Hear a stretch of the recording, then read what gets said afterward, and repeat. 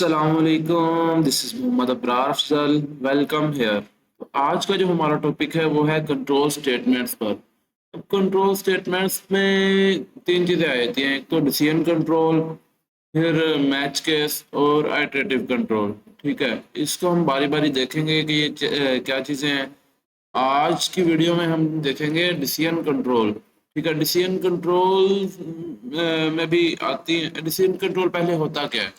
Decision control हमें ये decision करने में मदद देता है कि आया कि हमने ये पीस ऑफ कोड चलाना है या फिर इसको स्किप करना है। ठीक है, अकॉर्डिंग टू कंडीशन। ठीक है, इसमें हम एक रियल टाइम एग्जांपल लेते हैं। जैसे कि आप एटीएम मशीन यूज़ करते हैं, तो उसको जो भी आपको रिक्वायर्ड होता है आपने विड्रॉवल के लिए यूज़ करते हैं, लेकिन उसमें सिर्फ यही कोडिंग तो नहीं हुई होती ना। उसमें तो बाकी काफ़ी काफ़ी कोडिंग हुई होगी। तो वो सिर्फ आप जो उसको कहते हैं आपकी मतलब के रिक्वायरमेंट के मुताबिक वो आपके लिए चलता है। मतलब कि आपने विड्रा करना है तो वो बस विड्रा के लिए चलेगा। लेकिन कोई और शख्स आता है, वो किसी कोई और काम उसको कहता है तो वो उसके मुताबिक वो चलेगा। प्रोग्रामिंग में ना जो कोड होता है वो लाइन की सीक्वेंस से ही चलता। ठीक है, लाइन की सीक्वेंस से ही चलता है। अब हम जो है किसी भी चीज़ को अपने मुताबिक चलाने के लिए जो है ना, वो कंट्रोल स्टेटमेंट्स का ही यूज़ करते हैं। अब कंट्रोल स्टेटमेंट में जो डिसीजन कंट्रोल है, डिसीजन कंट्रोल में काफ़ी चार पांच चीज़ें आती हैं। एक तो इफ़ कंडीशन आती है, उसके बाद इफ़ एल्स आती है, उसके बाद इफ़ एल्स आती है, उसके बाद सिंगल लाइन इफ़ एल्स आती है।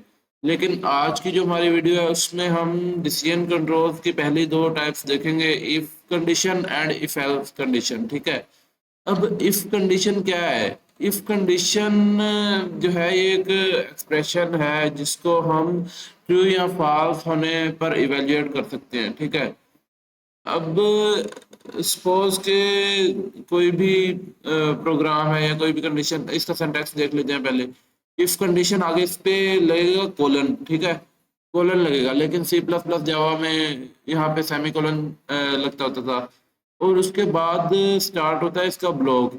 ब्लॉक इसका किस तरह से स्टार्ट होता है? इसका ब्लॉक इंडेंटेशन से स्टार्ट होता है। मतलब कि जैसे सी प्लस प्लस में हम करली ब्रेसेस लगाते होते थे ब्लॉक को डिनोट करने के लिए, लेकिन यहाँ पे इंडेंटेशन से ही इसका ब्लॉक जो है वो स्टार्ट होता है। ठीक है, तो इसमें हम लोग देखते हैं इसका विजुअल स्टूडियो कोड पे अपने।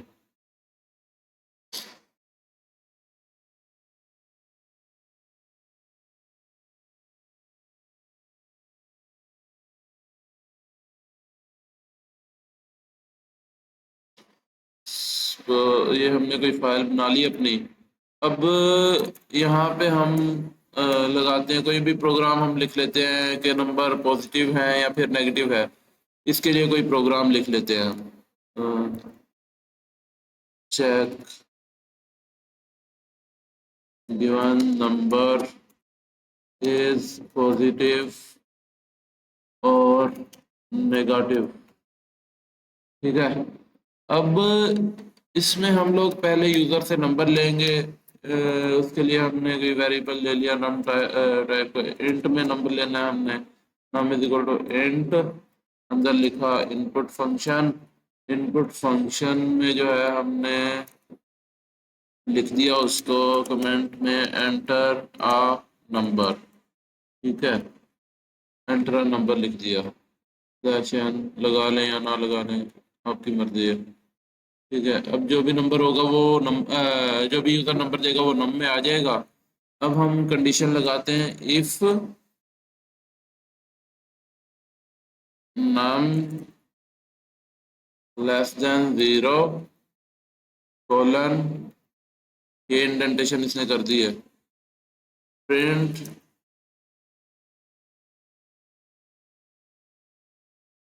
गिवन नंबर इज नेगेटिव या नॉन पॉजिटिव, कुछ भी कह लें। अच्छा जी, अब हम एक और कंडीशन यहाँ पे लगाते हैं, क्योंकि हमारी ये इफ ही है, इसमें एल्स नहीं लगा सकते। If num greater than 0 then यहाँ पे कोलन लगेगा, इसके सिंटैक्स है ये। और ये इंडेंटेशन कर दी यहाँ पे ब्लॉक दूसरा, ये जो इफ वाला ब्लॉक है वो यहाँ पे चल रहा है। यहाँ पे प्रिंट फंक्शन, और उसमें हमने कह दिया इसको गिवन नंबर इज पॉजिटिव। ठीक है, तो इसको हम चला के देखते हैं।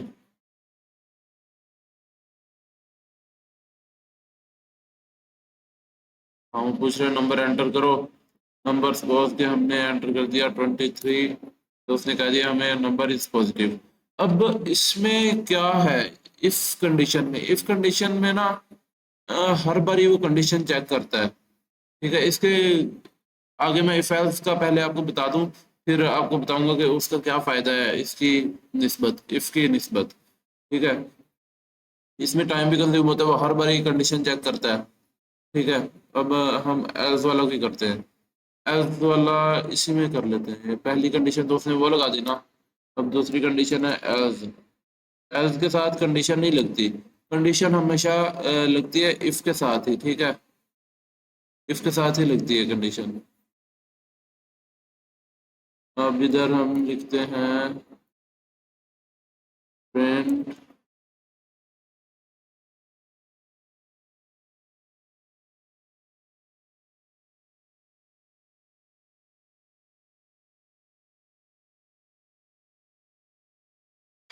Given number is positive.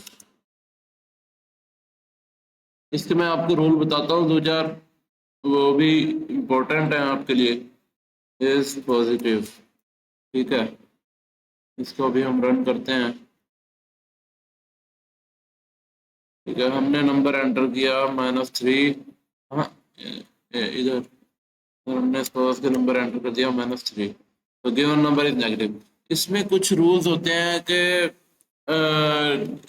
Else हमेशा इफ के बाद ही आता है। ठीक है, और एल्स के साथ कभी भी कंडीशन आप नहीं लगा सकते। ठीक है, और अगर in between if and else के अगर कोई कंडीशन है, तो फिर आप एल्स नहीं अभी लगाएंगे। ठीक है, तो एल्स हमेशा इफ के साथ ही लगता है, मतलब कि इफ होगा तो एल्स लगेगा।